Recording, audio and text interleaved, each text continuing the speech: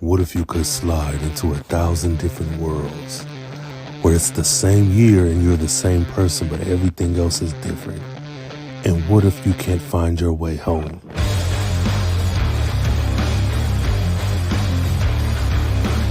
Well, Robert Jeffries and I found the gateway. Now the problem is finding a way back home. This is Stumbling Through the Multiverse, a Sliders recap with Rain Coleman and Robert Jeffries II.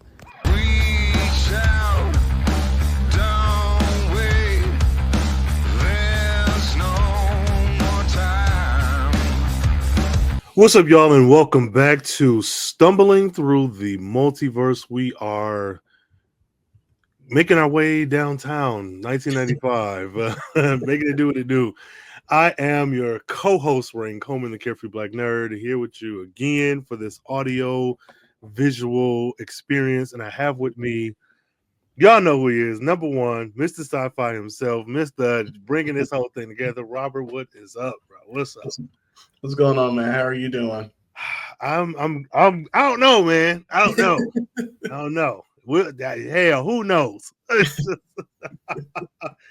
Oh my God, bro. We're on episode 8. And this is actually seem like we're moving through this rather quickly. I don't know if it feel that way for you, but I'm like, we just did the 2-part number 1. Mm-hmm. All right. So we come off of Eggheads with all the smart sports people, and we move into the weaker sex. In this episode, the Sliders land in a town where the women are considered to be the stronger sex, and Arturo decides to run for mayor.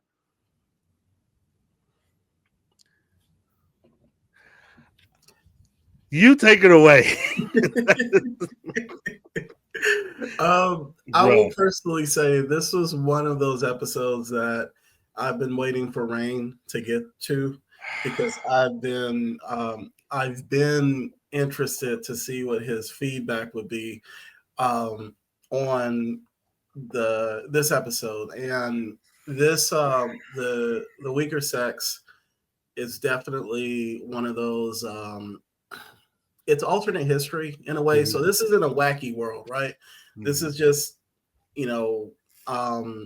maybe it is an alternate history world, because we don't get a set event as what happened, but it's like kind of socially and culturally things are going a completely different way than exist on Earth Prime, our Earth. So jumping right into it, the thing I love is like you're not even giving no initial thoughts. We just about to jump into this. Man. So yeah. So we the story opens up with the sliding tunnel, which is which I actually kind of like. Yeah. And we see the I would say the Fab Four slide into like the middle of a forest, which we find out is on the edge of the park that they often go to. The thing I don't think they do is like name the park in this episode, as compared to in previous episodes. I think the last time might have been the last time that I can remember was the pilot. Yeah. So they slide into this forest or wooded area. Remy is still complaining about how his life has been turned upside down. He has to take a minute and get so, and then Quinn, once again, like, to his credit, Quinn is just like, stop it.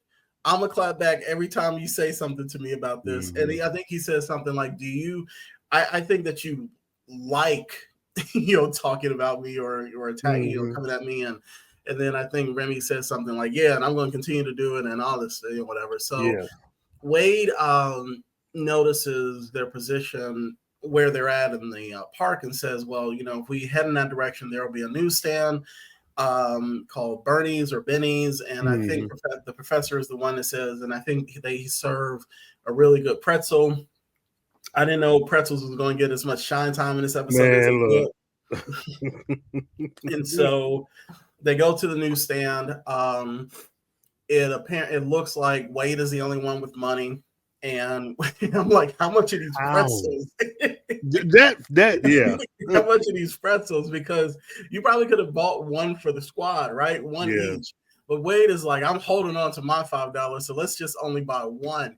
And they break it off into like four. Like the sense that I get is that they are annoyed with each other. Yeah. They're just really annoyed. So they buy this pretzel. The whole time the cashier, the newspaper stand salesman or whatever, he's looking at them like, calm down. And then he says, can you guys calm it down or like hush up? The president's about to talk, right? And um and they start asking like questions about the president, and it sounds like it's Bill Clinton, right? I think he says Mm-hmm. something like, his spouses, their spouses is making a lot of noise, and making it easier for the Republicans. So they think they're home. And then on the TV screen and in the newspaper stand, Hillary Clinton Bruh. shows up. Bruh. And and I think that's how it cuts to the credits. Wow. Yeah, what That you shit want to blew go my for? mind. Yeah. I don't know why it did. I knew what the show was about. I don't know. I truly don't. I I don't hate this episode. The intro was really good. I never felt like, oh, they're back home, because I know there's more episodes to come. But this episode didn't go the way I thought it would. And this beginning, um, I like that they're arguing, because it is like you're just on this long ass road trip with these people. So even though I have my issues and critiques with certain characters, it Yeah. makes sense. This is collectively, we probably spent 6 months together, like in different worlds at this point. Like, yeah, I get it. Yeah. The newspaper stand or the pretzel stand, whatever, that was a kind of weird aspect of the scene to me, because like I was like, this is 1995. How much does a pretzel cost? Right. Y'all all can't just get one. Um, Wade, I was really annoyed with her. And I think a lot of my issue comes from the money. Knowing we're here for 6 weeks, every time we jump, we're not making money, but we also kind of have money. I think that episode with like Russia taking over America, like that's what messed me up about money. Yeah. Because now you know that the threat is, if you have the wrong type of money, you could go to jail. Yep. So if they didn't include that little aspect of that episode, I think I'd be okay. But that prevents me from fully immersing myself in the show when money comes up. But I'm like, how much do y'all have? And why is only $5? At this point, you need to start robbing people. Like, if you could rob somebody and just stay away from jail long enough to jump again, it doesn't matter. Like, Yeah. so, but yeah, I think this was a pretty good opening. Yeah. Hillary blew my mind. Yeah. I didn't expect it. I thought that was pretty cool. Yeah. And there, I personally like the bickering. Like you said, it's just like, you get tired. You wanna get off at the next stop and just Mm-hmm. have it in. So we come back from the credits. I think Quinn is the one going through an almanac, and Mm-hmm. basically just says that all the gender, not even roles, but the gender power structure is reversed on this world, where women are basically they're unfortunately, like I'll say unfortunately in our world, are the position where men are, right? Like, Mm-hmm. so it's the roles have been reversed. I think he was saying the Pope is a woman, the CEO, the president, obvious CEOs of Fortune 500 companies. Mm-hmm. And one of the things that you could start to notice is that around them at the park, it's men at the park with their kids. Some of them Mm-hmm. are in strollers, or the men are there with their kids, like walking around with them. And so it's just this thing of like, you start seeing, at least the way it's depicted in this, that the men are in the roles that from their perspective, that women are, Mm-hmm. in Earth Prime. So, they come back to the question of how to make money because they need a place to stay. And then the professor offers up the talents of Rembrandt. And so we cut to a scene where they're obviously out of the park now. They're, I think, in front of some office building. They're downtown, let's Mm-hmm. just say that. and Rembrandt is singing, like his voice is actually pretty good. I mean, really, really good. We know he can sing, and he's the whole thing. I used to live in LA, and we would go down there, and people would always have the hats out and singing and performing or doing comedy for money. So, Yeah. so this is like something you might see whatever anywhere in the States, and they Quinn is actually calling, is in a phone booth trying to find a job, and he doesn't find anything that he could do, and Rembrandt comes over and says that, how much longer do we have to do this? And I think he's only made like $7. And so the professor is like, hey, you gotta go back to it. So he goes back and sings, and then they show them later on in a motel. So obviously they made enough. Remy is trying to nurse his voice. Quinn is still he's trying to get the professor to eat some string cheese or a cracker, just to show like, with the little amount of money they've made, they can only afford that. And then Wade busts in, dressed to impress. She got groceries. She got groceries. Bruh. And then, man, they all started saying, "Oh, cheese, bananas, food," And so the suggestion is like, within the span of time, it's only been like a day, right? Basically. Yeah. But she explained that she went for an interview as I don't know if she said it was a day, basically something within computer sciences that they established way back when. And I'm glad they came back to this, because I was gonna be pissed that if they don't do anything with what her background is, I get tired of that, because the professor, Quinn, and Rembrandt, they always get the shine time for their respective careers. So she explained that she was now working at the mayor's office, and she's running a re-election campaign, and she says they're hiring for positions. So all three of them show up the next day to get hired. But the big suggestion with this is that she is the breadwinner. She's bringing it. She's brought in the money, and she was like, and they gave me a cash advance, and she has like the stick wad of cash. Yes. And all this. So these two scenes, as far as like the professor pimping, oh God. And this, and to this, any thoughts? This is the beginning of the end. I hated the professor. I'm like, for all his posturing about all the shit that you can do, what can you do? You ain't doing shit. Rembrandt, I wanted to cuss him out, but I was also like, I enjoy podcasting, but if I had to podcast on the street corner for 8 hours straight to make money, I wouldn't, what I'm saying? So I was like, man, you always talk about you can sing, but like, yeah, I kind of get it. I do like the use of the phone booth. I like that we're calling around. I like that even though this show was like, a wacky little sci-fi show, you're still getting like real life. This is a time capsule. In the 90s, that's what you would have done. What's that suit $4 that she bought? Because so that stack may have been a little bigger before she came to the house, but she was like, you know what? I'm buying myself a new outfit. Man, get some clothes, some heels. I was like,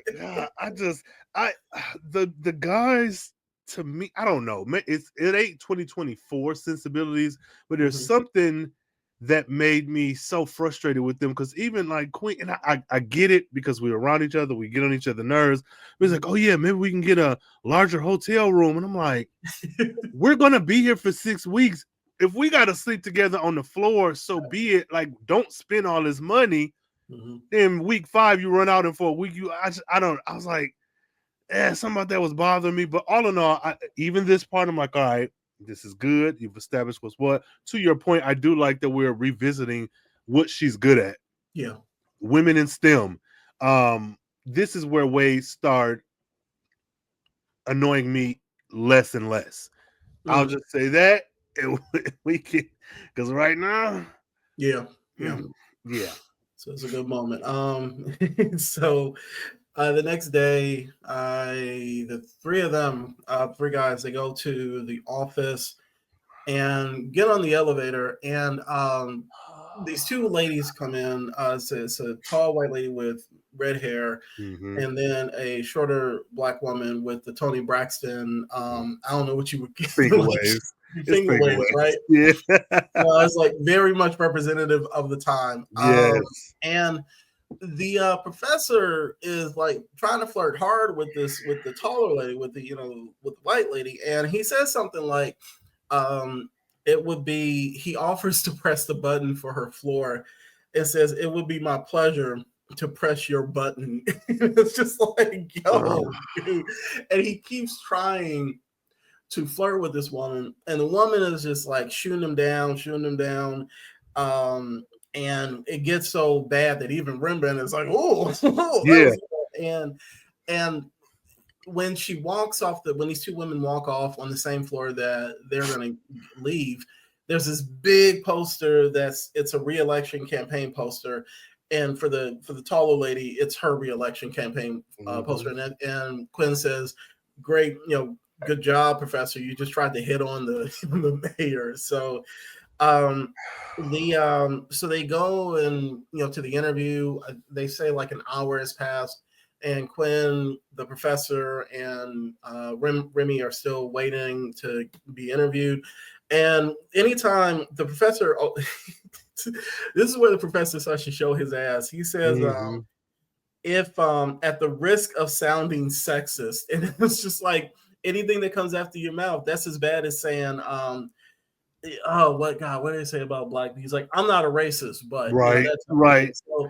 And then he starts talking about like how women don't know how to schedule stuff and be on time, and there's this guy, and then like Quinn and Remy are just sitting there smiling. They're like, oh, this wacky professor, Right. and this other guy who's sitting there, middle-aged white guy, he's like looking at the professor like, yeah, this dude is spitting facts, and even like the thing that, and I'll just go ahead and say this, the episode is written, my concern was that this episode had been written by just like two white guys from California, because it gets kind of weird at certain points with how they're talking. Like the professor, the Remy offers him a newspaper and says, hey, do you want to read the sports page? And he was like, reading about women's basketball, I'd rather go to sleep or something. It's just like shit like that. So it's like this weird, and we're going to get into like the sexist part where it's now it's the women who are being sexist and whatever. But this guy who has been listening to the professor, his name is Danny Eisenbach, and says he's impressed with the professor, and says he's there from a newspaper and to interview the mayor, and has been waiting a couple hours. Anyways, and would like to speak to him later or whatever. But Quinn goes into for an interview with this lady, with the executive, I think the mayor's assistant. Yep. And he thinks he's there for a data processing system analyst or whatever. And she's like, oh, no, it's just for a secretary's job. And she's like, oh, you can type. And he says, he's like, yeah, I can do more than that. He's like, well, she's like a handsome man with typing skills. And it's just like she's talking down to him and flirts with him and, whatever. But the end result is he gets the job. As he walks out of the room, he's covering his ass with his hands. And she's like, Tony Braxton is looking at him like, oh, yeah, that's another love song. Anyway, sad love song. But anyway, and when they leave, the professor hasn't gotten a job because he's a professor. He probably talks shit.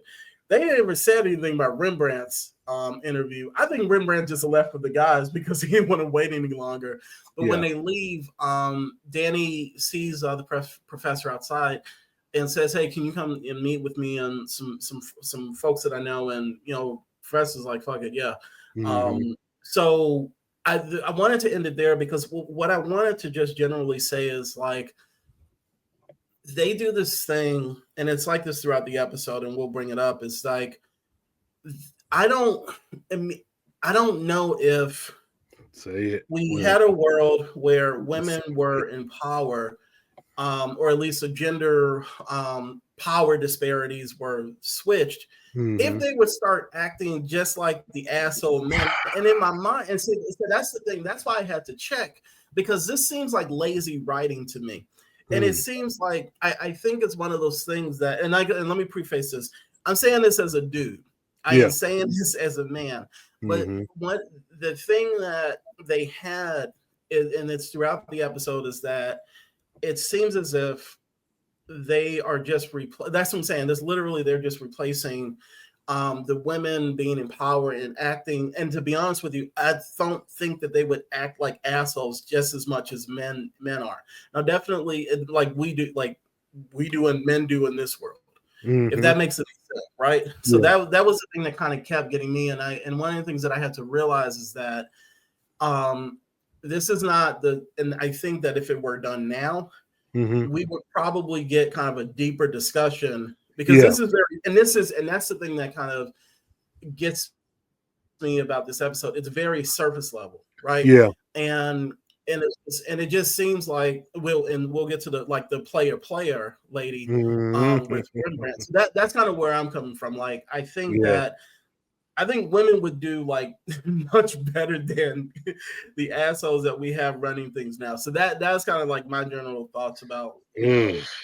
how we see that Yeah. with Quinn being the eye candy, and not saying that wouldn't happen, but they make it seem like it would happen much more than I would expect. So I don't know. Like I could be completely wrong. Mm-hmm. No, I feel you. I I agree with a lot of that. I'll just say that the storyline that has me most concerned is the professors. Mm-hmm. Um, this Yeah. almost feels like, what's that show written by them two white men? It was like, if black people were the slave owners, then they would enslave white people. Remember that show? Yep. It was like, this Yeah. is this is a weird thing. Yeah. It's like a fantasy. So it's the same thing. You're just Mm-hmm. switching the races. It's like, see, Yeah. black people would do it too. That's weird. So a lot of this felt like the only thing that I would say that would give it grace is it's 1995 and you Right. have what, like 30 minutes, maybe. And with the track record that they've put on with these previous Mm-hmm. episodes and the Savages and all the other stuff, I'm like, eh. But I to your point, I do think this should have been the best episode. Yep. Because one, we don't get a lot of Wade, like you said, we don't get her really in her element, and two, you they mentioned that this switch happened. I don't want to get too far here, but this switch happened when women realized like men were like starting wars and stuff. So like I know that the change from the power would have like had a bunch of issues, maybe a war or Mm-hmm. something. But once everything's settled, I'm with you again. Speaking as a guy, as a dude, as a bro, a boy. Mm-hmm. So we could be wrong, and if so, let us know. STTM Pod, and if there's women and femmes out there who feel differently, say that. But I just feel like this was a really quick shorthand for like, oh, look at the Mm-hmm. evils of man, and look how women would be evil too. Anybody who's in power is bad. And it's like that's Right. not That true. That's it, not how that works. it ain't, and that was the biggest thing, like, because the professor kept saying, like, anybody in power, is gonna, power is gonna corrupt anybody. No, And I'm like, unless you were on the same fucking kick come in on. your world about the gender discrimination that men push on women, Mm-hmm. then See, him coming out here like woke as fuck is weird. just is weird. I think the Yes. other thing though is that in previous episodes, and even for that goofy ass British monarchy episode, Mm-hmm. they've given, for the alternate history side of things, Yeah. they've given more explanation about the Mm-hmm. background than we get here. Yeah. They say, that's the thing. They literally say hundreds of years ago, the women were tired of wars and they stopped them, and then they became empowered. And I was just like, but you didn't, Wow. you've given much more heft to like the historical, like, Mm-hmm. divergences of these different worlds, and it's like, why not do the same for this? So that was kind of my biggest thing. That and the professor, um, He's a dick. comparing himself to Martin Luther King. I was like, you can get the fuck Which out of here with that. We yeah, like, we getting ahead. I'm sorry, like, but that was just kind of, I want to say that generally speaking, because they have the women occupy these spaces of power and make them act like men would act, and I'm just like, Yeah. it wouldn't be as simple as that. Yeah. Because and it's just and that's kind of like where I was coming from. But I understand one of your things also is this is also comedy. The other thing that I think that we keep because we want this to be kind of like serious at times, but it's like this cheeky comedy where there, Yeah. people watching it's like 8 o'clock at night on a Friday, like, oh, I don't want no serious shit. I just want jokes and then that type of thing. So I think that's a little bit that plays a little bit into even in that in the time constraint. So I didn't mean to take us off track, but that was just something like generally. But we cut back to the professor at the bar with Danny and like 7, 8 white, and I'm just gonna say it, they're nothing but white guys as a part of this movement, right? I think I saw one brother, and that brother was ducking and dodging broken glass and a brick when it flew through the window of the campaign. Oh my God! He's the only white guy I saw. So, anyways, but they basically are saying that they're talking about how they don't have any rights. They want to change things. Is what it is. Danny keeps looking over his shoulder that somebody's going to shoot him, somebody's going to shoot him there. And the professor, oblivious to all this, is just like, I got some wings. He's just eating his chicken wings. And then they finally tell him, like, we want you to be our candidate to run for mayor. And then, they... so then the next thing we cut back to is the professor talking with Quinn and Wade, and I think this is kind of a sweet thing. The Quinn is drying off her hair because she's just had a shower or something or whatever. It was a nice little thing. I thought it was cool. But the professor is talking about he's considering doing running for office, and Wade is like, what about no involvement with the locals? And then the professor's like, well, YOLO. Pretty much. He said he wants to provide an example. And they have to remind him, like, we at this point they probably only got like 5 weeks, right? Because it's probably been like multiple days, but whatever. So then we got back to, and in this scene, I guess Rembrandt is asleep somewhere or whatever, but he's not there. So we see him the next day singing again on the street, and then I'm sorry, he's picked up by this horrible actress who's laying on. I'm sorry, like her delivery of the player routine. Maybe she's a good actress, but the thing that they had her doing was like, hey, I'm sorry, for people who aren't watching, and I'm not an actor, all right.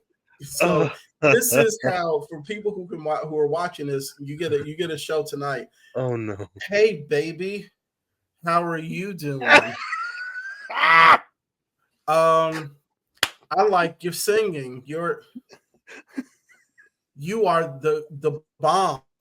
That type, like it was like, I don't know if she wasn't used to talking with the slang or like the player, but she's our like player, in this episode.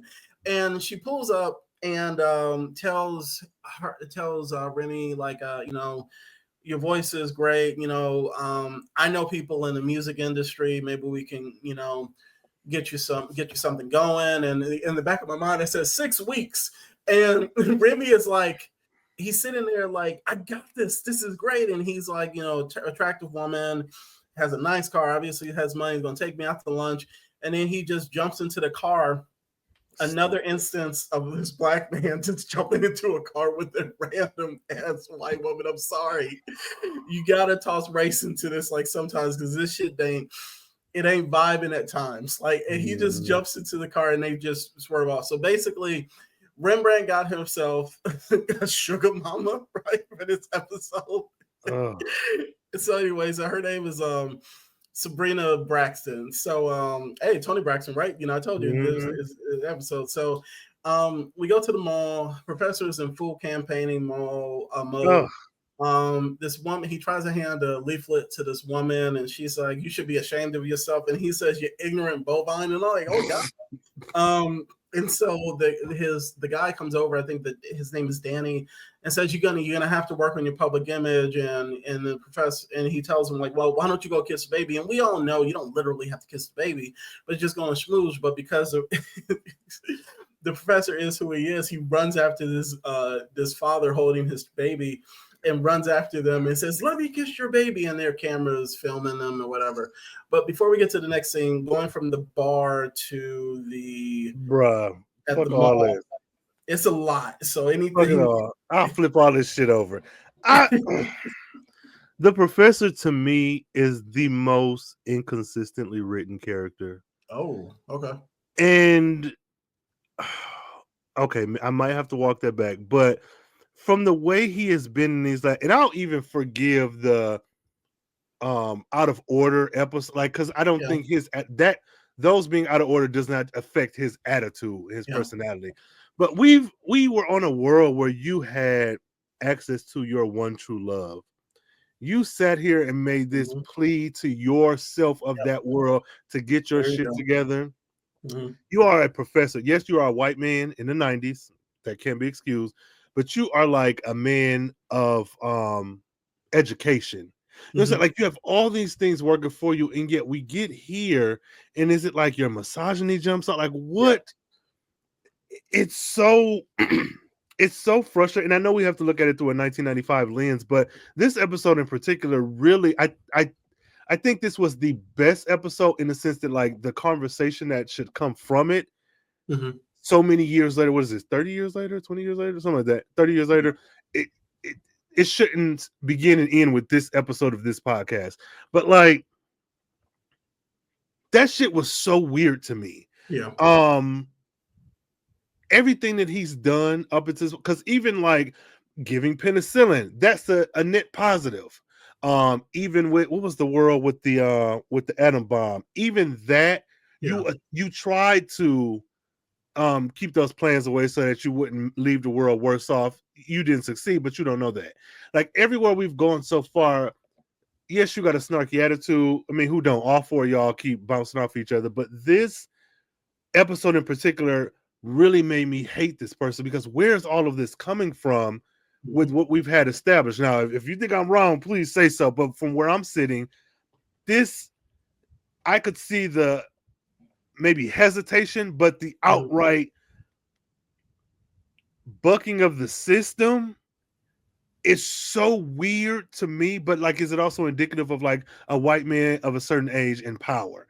That's what I was thinking this whole time. Like, what the fuck?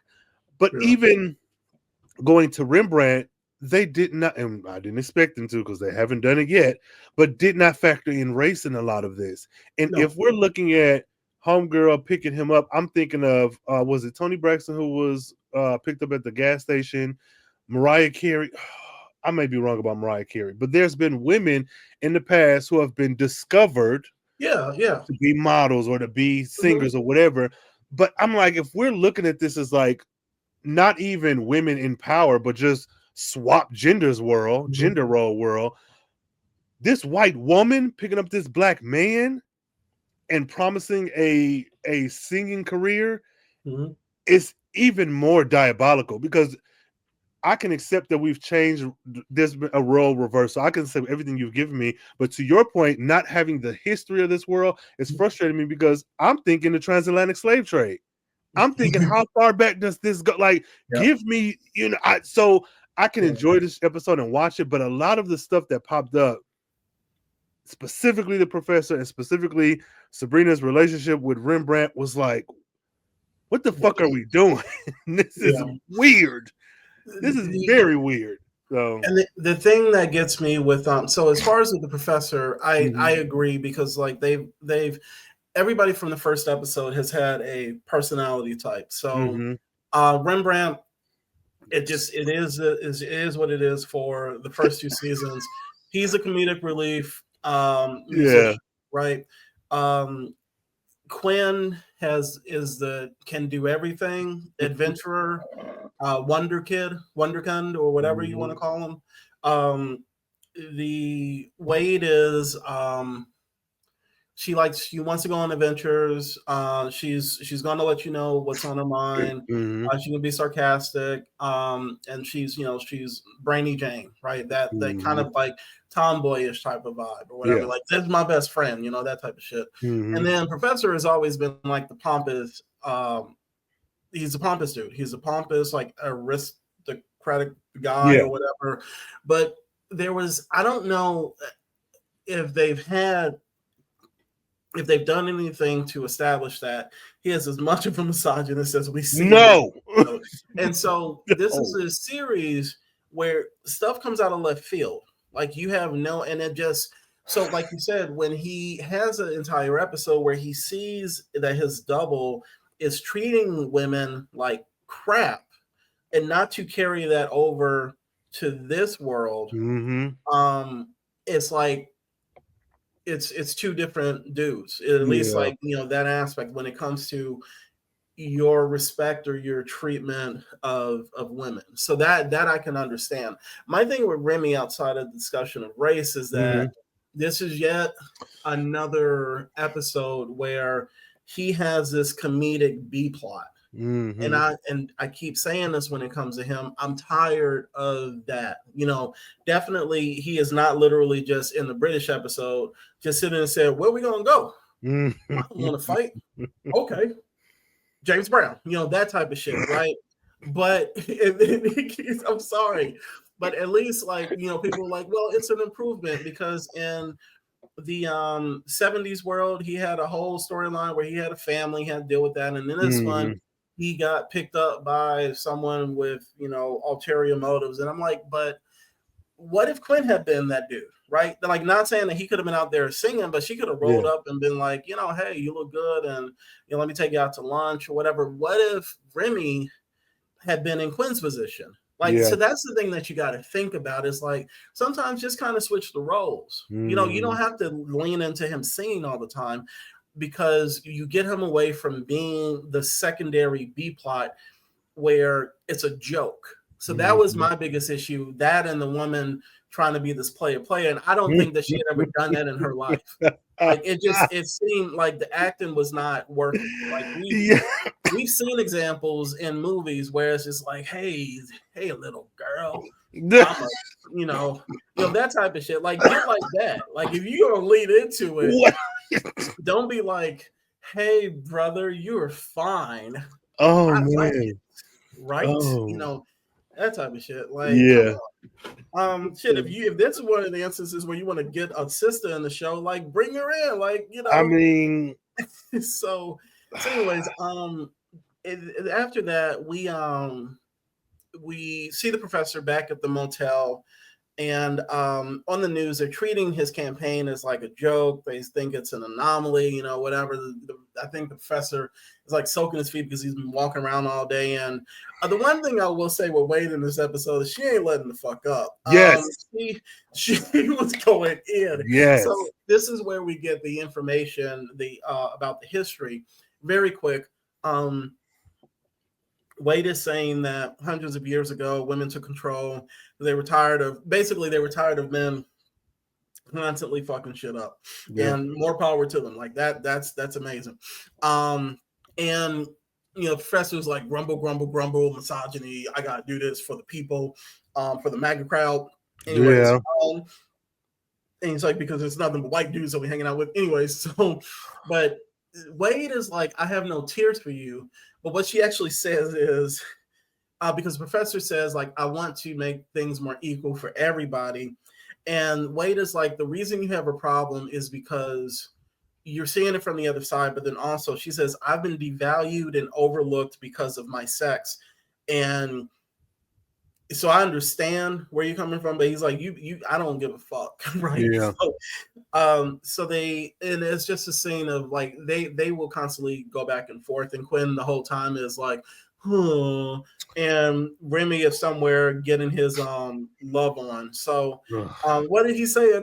He said, I just want to pop out the hits in the pump out the jams. So he was pumping out the jams this episode because he is nowhere in the midst of all this bullshit at all. So we go back to Remy and Sabrina. She's really leaning into the whole advantage taker. And she says, like, she says to him, it's not every day a woman meets the man of her dreams. And it's just like this whole, like I said, the player thing. And she keeps putting off Remy, like he likes the attention, but he also wants this record deal, this 6-week record deal. And she she keeps putting off, meeting with the producers, and then he's like, oh, okay, well, let's just eat food and sing, that type of shit. And the thing is like, dude, you were old enough to know she is running game on you. Like, what the producers are gonna be able to do for your music career for 6 weeks? So, I hate them. So, anyways, now I hate the writers who wrote this shit for him. So the campaign, we go back to the professor campaigning. He's rising up in the percentage. He's getting attention. They, at the campaign headquarters, his, I just say chief of staff or head of the campaign says they got the debate that they want with the mayor. So they're making some inroads, and the professor is, happy. It looks like they're moving forward. And then somebody throws a brick through the window of the campaign headquarters to show. And let me say this: a few days are passing, because I think they show like a montage of him kind of stumping and campaigning, and the building traction. Somebody throws a brick through the window, and and I'm going to say his Danny ain't about shit, because he picks up the phone right after the brick attack, and somebody says, I want to talk to the professor, or Maximilian, and I'm like, don't you screen those calls? And then just hands the phone to and then the lady on the other end says, next time it's going to be a bomb. And that, and I'm like, Daddy, you should have took that hit. You should have took that phone hit. You got to screen these phone threats, right? It shouldn't make it to the candidate. Because one other thing that he does that's like very suspect to me, but and I think the next scene is this one is a little bit longer. So any thoughts about Remy with being player and the campaign headquarters attack, and actually the conversation with Wade, and that's my favorite part so far is Wade cutting into the professor, like she said, you couldn't walk a mile in my shoes. We ain't gotta be here that fucking long, and you won't shut the hell up. And I like that she gave him that pushback, and I think this is some of the better writing for Wade, not even just like dialogue, but just in she feels so justified here versus how she's been in some other episodes that I couldn't do anything but clap. The professor is draining, and to like seeing this episode makes me like when we saw the first episode and people was talking shit about him, it was new and you didn't know him, so it's just like you're gonna accept whatever the show gives you. But I was like, he's just a professor. Like they can be annoying, but like seeing this, I'm like, how deep does Dean's toxic fucking thoughts run into your own everyday life? Like, are you shitting on these female women students because whatever? But he was exhausting. Queen annoyed me because why aren't you fucking saying anything? He's just like like you got something to say for every damn thing. Like if nothing else, and I hate to say this, but like Wade said, talk some fucking sense to him. Y'all both are science dudes. Like y'all walking around like how hard is it to remind this man we only here for 6 weeks? Right. And no matter how you feel, we could stay in this hotel room for 6 weeks and be okay. Rimba being pricked up by that lady.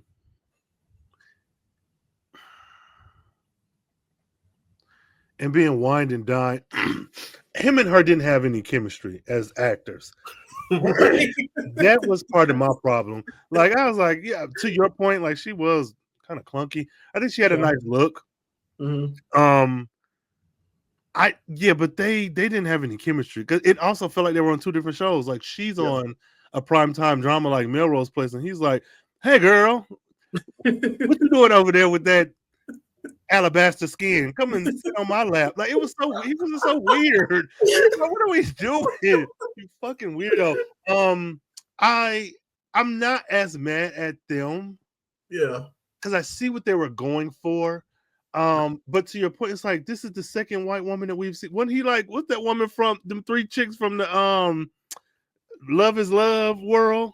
And he was like he got a type, right? You know, and I'm not mad at that. Love who you love. Love is love. But But it like, goes. I mean, love is love. But the other thing is, his, and I'm just gonna say this. Like, I think his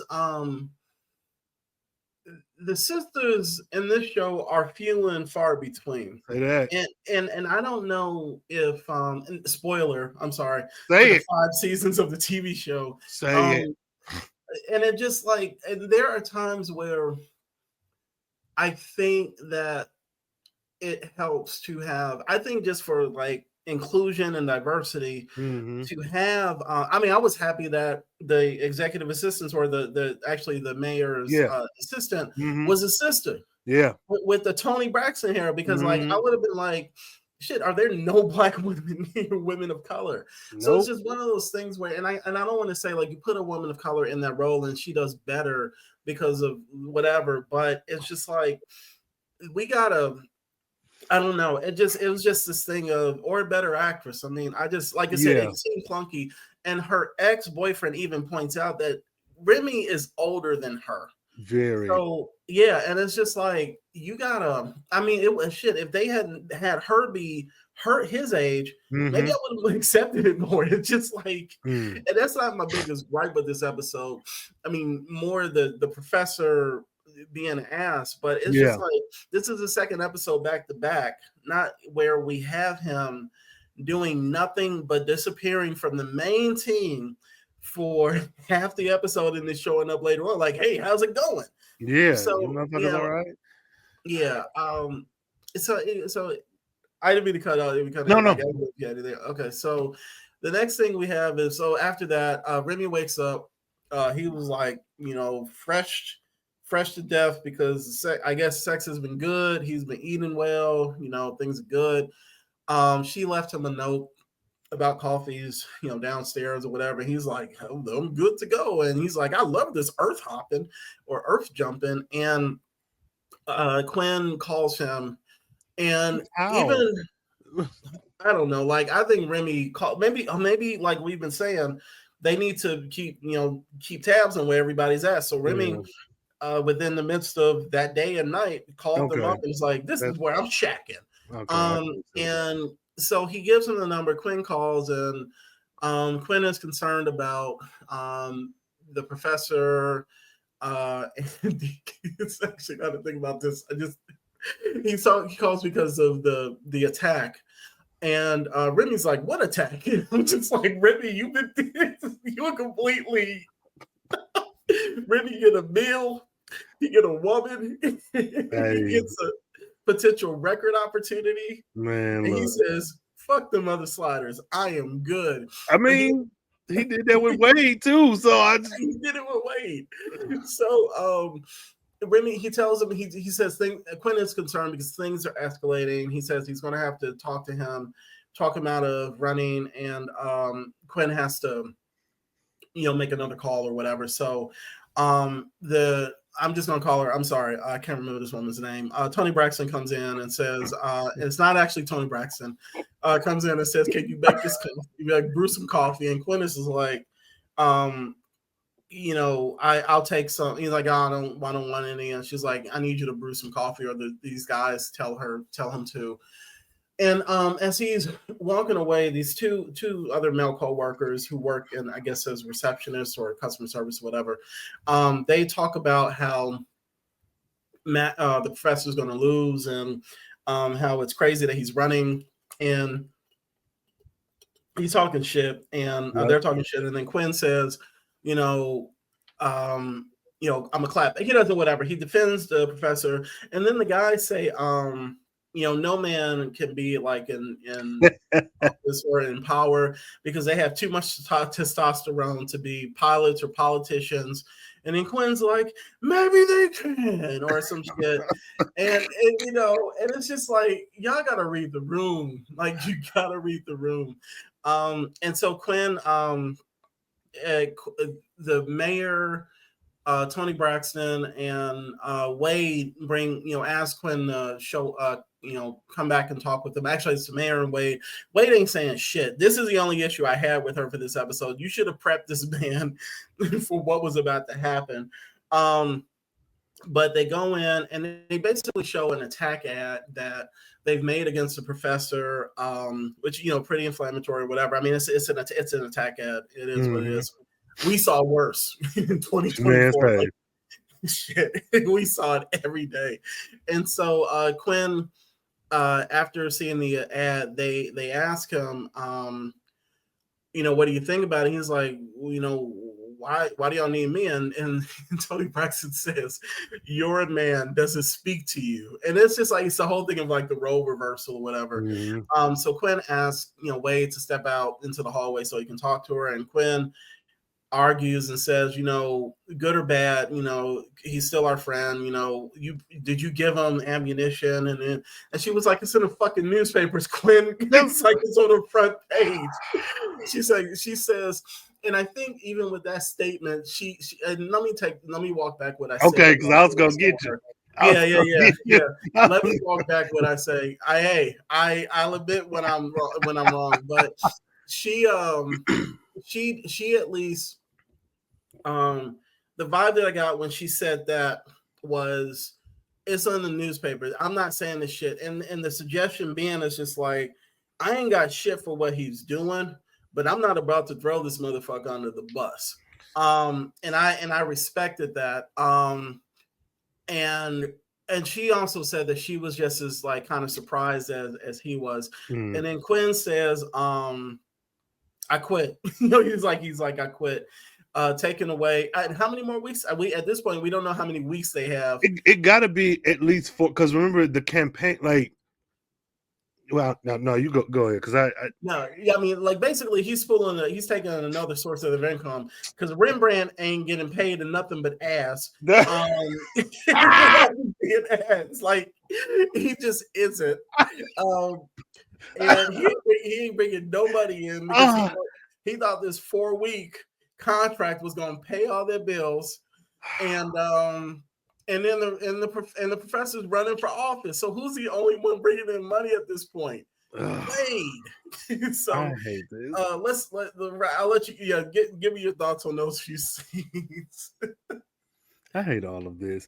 I do like the idea of the men doing what some women do. Yeah. Which is like, these traditional values. Women can't do such. Okay, sure, Sally. Quinn annoyed me in these collection of scenes. Because I felt like when Wade and the professor are going back and forth, you have nothing to say. But now that somebody's talking about the professor, and it may be easier because these two are strangers and you could just say whatever, but it's also like, where's your street smarts? You're in a whole nother world. Yeah. Your time here is limited. I'm not saying you can't defend your friend, but this is like, you may have to work with these motherfuckers for the next couple of weeks. Like, what, you can't bend and grin it. No, what is it? Grin and bear it for, I don't know, 8 hours for a couple days. Like, I didn't get the sense that like these were his homeboys he was hanging out with. So it's like, but when Wade is making some very valid points, you don't stand up for her. But now you bending over backwards because he's a great guy. Boy, fuck you. Just you weak and you're spineless.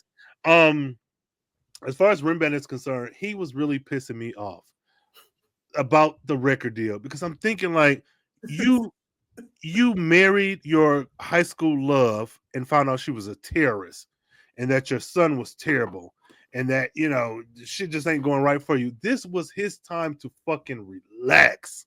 You got this younger white woman who put you up in this high rise, brother. If you don't get all the money you can from her and just sleep and eat, like, what are we doing? It frustrated. I was like, who's writing this? That was my concern. I need some names. Yeah.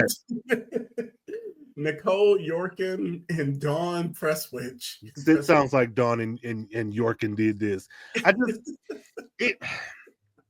When Wade and the attorney, good Lord, the mayor and Quinn were watching this ad, I'm gonna be honest with you. There's nothing that was said in that ad that wasn't true.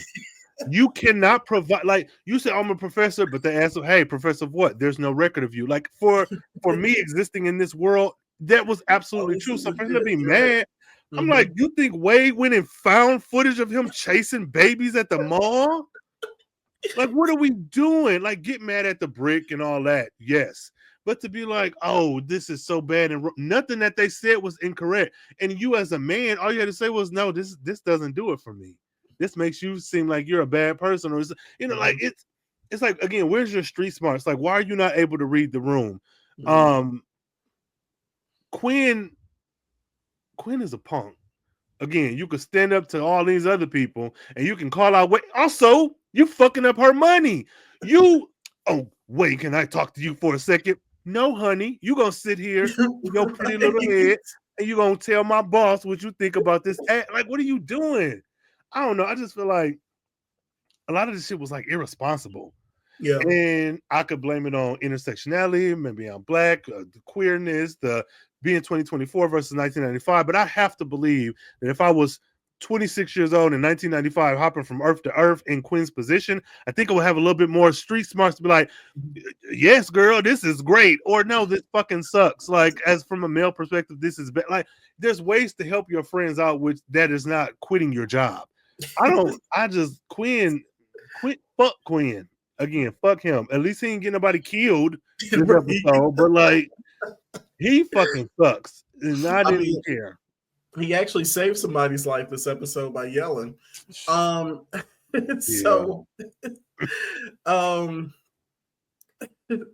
where were we at? So they argue. He said, I quit this BRZCH&M. So Quentin goes to meet up with the professor. This is where they find out that they're going high as far as like the not stats, the polling. And the professor is suspicious because Quinn was working for the enemy. The other thing before I forget is the reason it would have worked a little bit better for me if they didn't do women as like the caricatures of how men are, because now you have this whole thing of like this evil mayor, and because they don't even have a hit ad for the professor. Everything is like all the men are just like so sweet and so nice and puppy dogs and all this shit, and you make her look like the Empire from Return of the Jedi or some shit. So anyway, so it was so when they're walking and Quinn, the professor says, this is when I was just like, Lord say, he says, I feel like Martin Luther King must have on the march to Selma. And I'm sorry, Nicole Yorkin and Dawn Presswich or anybody within the writer's room who suggested that shit, y'all, no, not for me. You're not going to compare your 6.5 weeks your 6.5 weeks of running for office to a man who died for his cause. I ain't saying MLK was perfect, right? But the man literally died, and went to jail, got beat. You had a brick that hit the black guy. I'm sorry, I think the brick came through the window, so a black guy actually took the hit. Glass shards and shit. And that's when Quinn is just like, you're considering staying, and the professor's like, I'm gonna give you an answer right now. He says it in a more proper way, but at this point you're supposed to be like, is he gonna stay? So is what it is. But he feels like MLK. So we cut back to the apartment with Remy. Remy I think he's making dinner or something. He's doing some shit.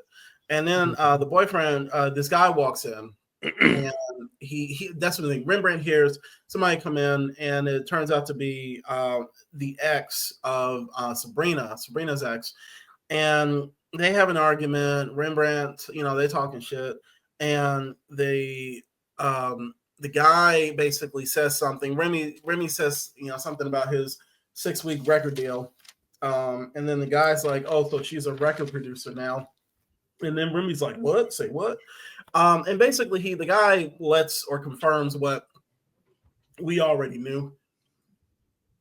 That this woman is on some bullshit and play her and just like she loved having fun and having fun. And then the guy, they show the guy for being like, he's been hurt by this lady, and basically kind of warns Remy away from the relationship, and even starts crying and walks out of the house, sobbing out of the apartment. And that's that, because once again they're playing it for laughs. And so the next scene, this is Quinn. I guess it's the next day. Quinn with the professor. They're coming out of some building. The thing that I noticed is now the professor has women Secret Service agents, women agents, and I'm assuming they're supposed to be just security, but they look like Secret Service agents. And then what I put in quotes, this fake ass assassination attempt that is supposed to, and it's weird because this show vibe wise or tone wise is supposed to be comedic in some respects, but they do it just like the attempted Reagan assassination. I don't know, like if you look at that footage of when that guy, I think the guy's name Hinckley, tries to shoot Reagan, this looks the same. And I'm just like, okay, I don't know if this is a place for for like in a comedy, but anyways, somebody tries to take a shot. It's a guy. They save his life. The thing that gets me about this scene outside of the comparison is between the real life attempt was after everything happened and they get the professor, and this is when Quinn says he's got a gun. So when they get the professor away and he's been shot, if you notice in the background, his campaign manager, he's looking like, yeah, well, that happened, and not like the professor almost got killed. Yo. Because because I watched this episode twice, and each time when I saw it, he looks like he has a look like, well, I just left the stove on. Oh god. Yeah. Just like, was this fake? So just like, well, wouldn't be the first time. Well, yeah. But yeah. So that, because I think everything else is kind of running stuff up and like rounding things up or whatever. So any thoughts about these like few trash? scenes? Terrible. Arturo can choke. I hope he don't survive the next slide. I hope his ass just pass out and go to a different world. I'm so sick and tired of him. He is pissing me off. Just an old ass man who just feels rejuvenated by this damn echo chamber of niggas. Like, because I feel like even if you were going to help, you could help them. Why do you think you're the best man for the job? You're not even from this earth. You don't know this earth's history. I'm just like, this is weird as hell. At least Quinn, we've seen him study for shit. You just like, yeah, I'm a man. I got this. What are we doing? You dummy. That assassination attempt was so weird to me because when they tried to shoot him, they moved him from right here to right here. I was like, well, he could just shoot some more and y'all are all going to die. But like, why is he still like, why did y'all, it was, I don't know. The Remy scene I actually enjoyed. Okay. I thought that was because I like, it may be because I just, I just watched The Family That Prays again, like a couple days ago. So seeing that, I was thinking of Sanaa Lathan in that hotel when Braid's, what's his name? Cartwright's wife walked in. I was like, bitch, get out of here. So I was like, it was interesting to see that, but then to have Remy be like, well, hold up, motherfucker. If you her dude, why am I here cooking and you? So I did enjoy that back and forth that they had. I was going to critique about like the dude, the blonde guy being like, oh, so sensitive and this and that. But I think I can, despite my critiques of this episode, I can let that one issue go because I think depending on what hundreds of years, like was it right before slavery, but whatever, depending on the years in which things shifted, I can't say there's sensitive men in the real world now, otherwise. So I can't. My issue isn't with that, even though to your point, it was played out to be this soft girl who's just so or torn over this. That's what it was. But I think I can forgive that a bit because that scene to me was a really good. I think those two have more chemistry than Sabrina and Rembrandt. And honestly, now I'm gonna tell you where I thought that scene was gonna go. I am a man in America who've grown up here, so I've been socialized or conditioned to see certain things. I thought, thinking of the gender reversal, that the Mhm. blonde guy was gonna like kiss Rembrandt, not on some queer gay men Yeah, stuff of Earth Prime, but of some like, we both have this um shared villain, and I'm yeah, vulnerable, and you just realize you've been betrayed. Like, I thought that's where it was going. I was like, oh, wait a yeah, minute, it's a little progressive, because didn't he want to Rembrandt like borderline homophobic and like one of them yeah, earths in the back? But it didn't go that way. yeah, Whatever, they didn't need to, but I thoroughly enjoyed their scene. yeah, um because when you gave us backstory, I never thought she was like a great person, but I also didn't consider that maybe she didn't know a record exec. I thought she was just like, I am in the record industry. This is how I can prey on me. And that's what I was thinking. yeah, But shit, she not even that. So yeah. I don't, Sabrina is Sabrina. I want to see a remake of, what's that movie from the 90s? Is it not, god damn it, what's the player movie? Fuck. With Bill Bellamy, Yes. How to Be a Player. Yes, I want to see that How to with Be a her. I Player. want her Nah, in, in 40, a 30 busty white minutes is woman enough for okay me. act. Because like, what are we doing? But no. Although I did enjoy that scene. Yeah, The assassination attempt, I get it. 90s, aspect ratio is different. We not work with a whole lot, but it just felt like y'all could have got out of there a little differently, a little quick. First of all, you could have just gone back where you yeah, came from, because if you go forward, you're out in the open. If you go back in that building, you yeah. can escape through a different door. I was like, do y'all care that this nigga's almost dead? But That's why I thought the dude did it. Like I said, if you pause it and look at his reaction, he's just like, mm-hmm. oh, Fucking Seinfeld character. But you're yeah, right. Like, I hate him. see, But that's that seemed all I like a got. sitcom moment. So we get back to the apartment. Actually, no. Wade is. Oh, so after the assassination, they go to the hotel. Wade Mm-hmm. is being real. She's like, So, she's it's just basically like, you need to drop out. That's all. And then Quinn's just like, oh no, and then the professor, I think, has been he shot in the arm, or he was hurt, and that was that. So we go back to the apartment, and once again, Remy ain't come home for none of this. he's so freaky. Because that had to have made the news. Man. And and Quinn should have called him and been like, but nah, they like, Remy doing this thing. Remy is doing this thing. So Remy and Sabrina are they're talking. Um the thing that gets me about this is like they have this whole Remy seems to be clingy, right? And and she's like, well, I told you when we did this that basically we weren't going to be exclusive. And then Remy Rembrandt's like, I know, but the record producers, and she says something like, you were looking so fine on that street corner. Was I he? said, stop. That's what she says. That she said, Uh, looking so fine on that street corner, and I'm just like, okay. And then Remy comes back again about the oh my god, he said something like, what about my needs? And then he says something about the record producers, and right by there I said 6 weeks, 6 weeks. And so then she says, we can talk about this when I get back. And then he's like, I made you dinner, and we were supposed to go to the Blue Note for open mic. And then I think she starts playing it like a child. She's like, well, just sing for me here.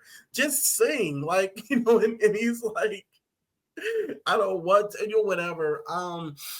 And so then the thing that I do actually like that she does, she's like, you know what, I can't do this anymore. yes. It's over. And then she just calls her assistant and says, can you give me the messages? And I don't know if they, what is it, ADR, where they have the people do the the voiceovers Yeah. later on. It sounded like they ADR'd him saying, I don't understand. And then it cut away. Man, fuck him, bro. Mm-mm. Oh, And so right after that, they go to the debate. Remy shows it's Quinn, Danny, and the professor. Quinn does keep asking the professor, "Are you okay, or do you really want to do this?" And the professor says, "Shut the fuck up," As he because should. he keeps doing it. And and then Remy comes through and says, "What's been happening for the 5 weeks that I've been gone?" It's just like, Bruh. Bruh. and the professor should have said, "Well, somebody tried to kill me," and then Remy should have said, "Say what?" or some shit like that. So he just like, I'm sorry. So then he says, I think Quinn says something about like, about Rembrandt with Sabrina, and then Rembrandt says, "Well, it was getting a little too whatever for me. Man's got to do what Quinn says, man's got to do what a man's got to do," and Rembrandt's like, "Yeah, oh yeah," like it's like a damn comedy, making it look like he didn't go through the motions. And then the professor decides that he's going to give up. I don't know the sentence. I don't know what the reference point is. I forgot what he said. But he says that he's going to basically tank the debate by crying. And he, during the debate with the mayor, he talks about how he's been hurt by the endless attack ads and the attempted murder. I'm sorry. Like, right. And so, and the mayor is even looking at him like, "This motherfucker, okay."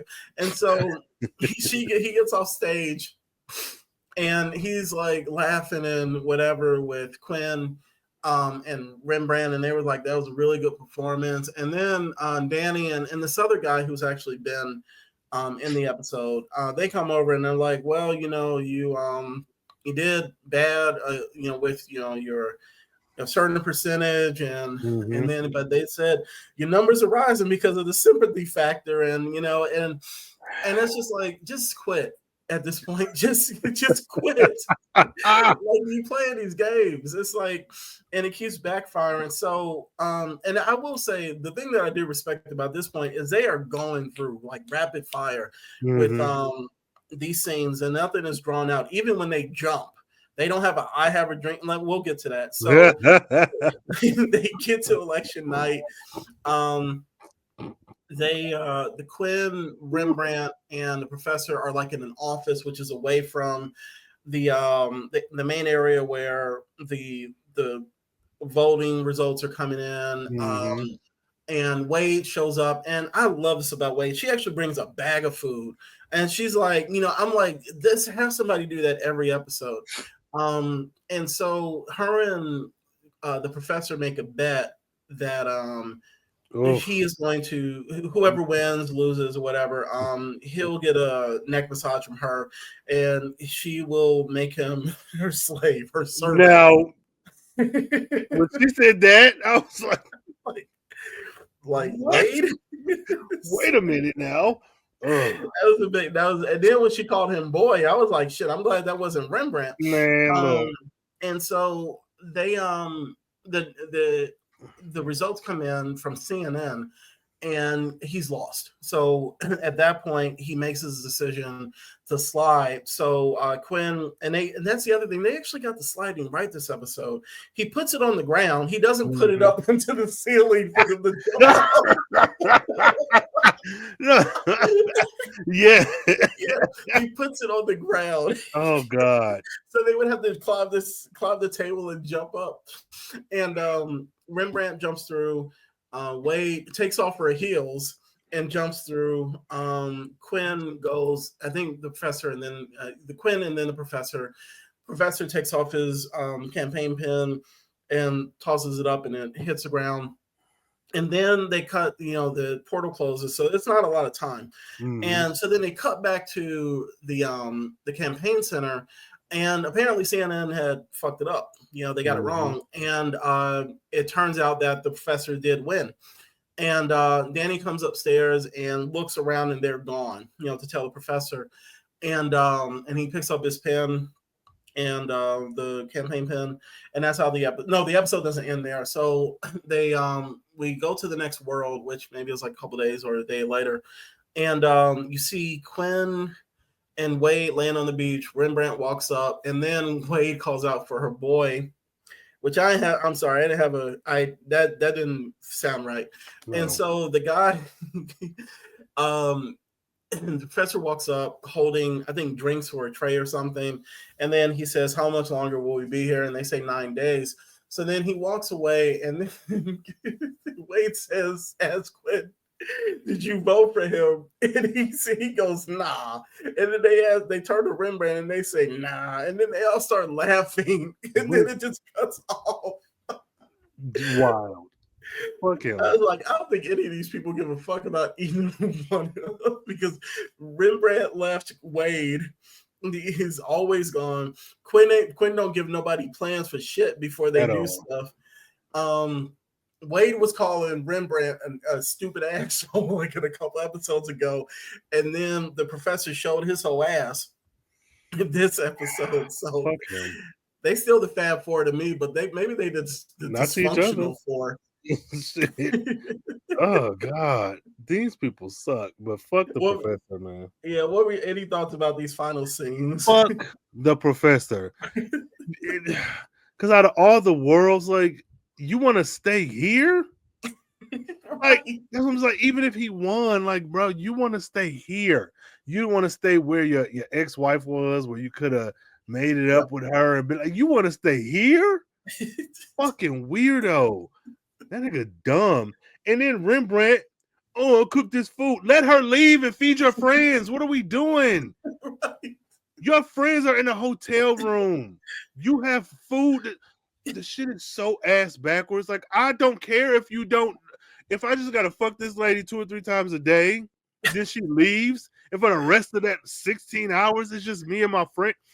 This man is a dumbass. This man was just chilling in the apartment. Like, by himself on them damn like your friend, he really pissed me off because I'm thinking, like, get as much money as you can from this lady, get as many non-perishable goods you have, like, get a nice book bag to put them in. Like, the record deal shit really pissed me off because it feels like you said, he's the comic relief, he's a joke.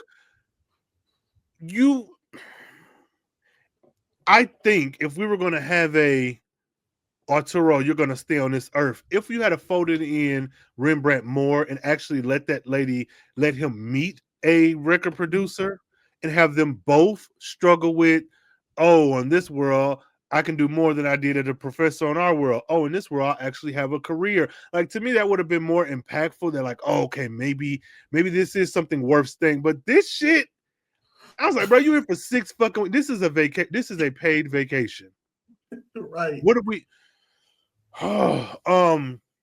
As far as the polling results, I still say fuck Arturo all day, every day. Yeah, fuck him. I don't care. They would have did better without him. I don't care. Get him the fuck out of here. I don't know. It was cool. I just don't understand. Well, I get it because it's a TV show and it's in the 90s, but why are we not dressing the part? Wade, you got these heels on. Where's your bag with sweatpants and tennis shoes? Because you're jumping into unfamiliar terrain. Mm-hmm. But all in all, my complaints are the same ones I've already had for this episode.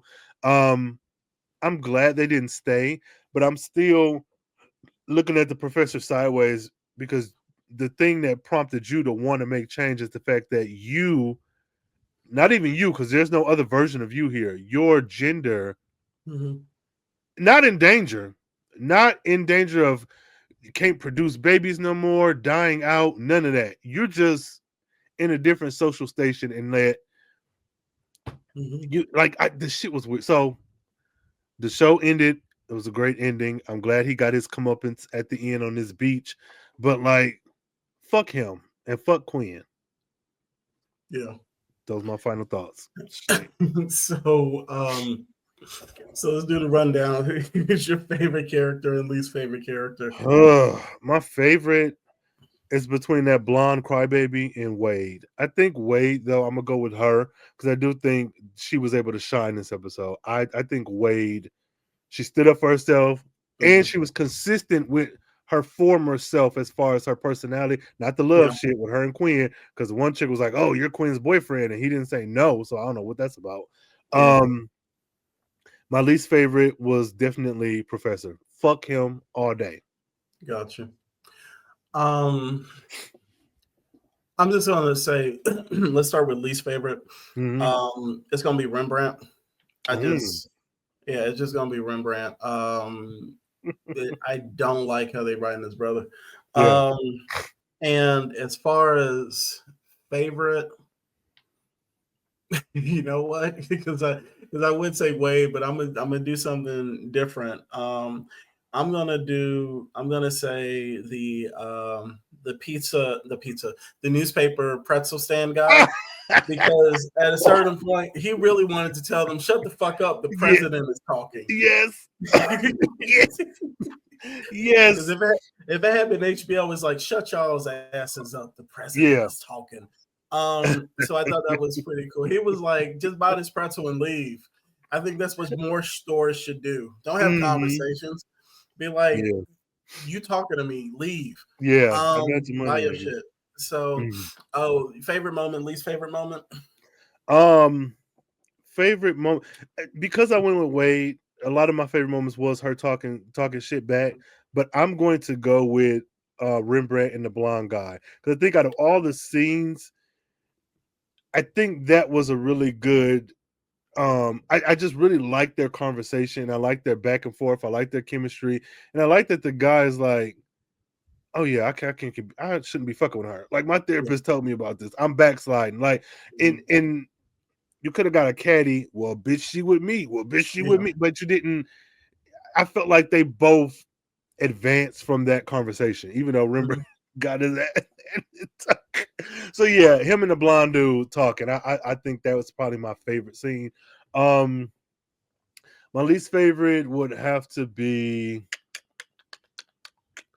Arturo, but see, that's a collection of like I think my biggest issue was him talking shit to Wade.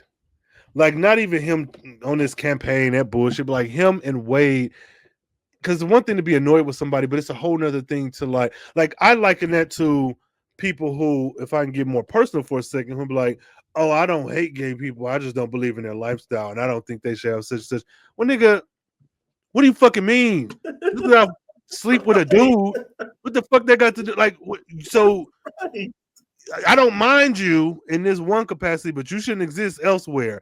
And Right. I feel like, nigga, I'll fuck your daddy. No, I'm just playing. No, but I'm just like, I'm sick of this shit. It's so Can you let fucking dumb. the commercial for this episode just be that part? No, yeah. Like, I fuck your daddy. That's gonna be the episode title. No, it just We just frustrates me because I'm like, bro, oh man. Wait, ain't you travel with her? You travel several Yeah. worlds with her, and if that doesn't allow at least for you to hear her out as Yep. somebody who has views very different from yours, if for nothing else, you on this ride with her until y'all can get back home. Yep. However long that might be. This ain't just some random mayor you're running against. This is, for all intents and purposes, this is your sister. You know what I'm saying? Mhm. Like this. So yeah, my least favorite scene, though it isn't one, but just any scene with Situation. them in a hotel having to go back and forth. Yeah. Fucking dummy. Yeah. I think so I think my favorite would have to be that one conversation where Wade was talking about being devalued. Like she's Mm-hmm. like, I live my life. Like Yeah. how you want me to experience it for 6 weeks. Mm-hmm. Like that's and in addition to that, just like there's a lot of shit I can't tell you about. Like, that Mm-hmm. type of stuff. So Mm-hmm. that was I like that. And she was saying it when I think that was the thing when he like his feet were sore. Yeah. It had a shitty day, and she was like, "Well, Mm-hmm. get ready, motherfucker.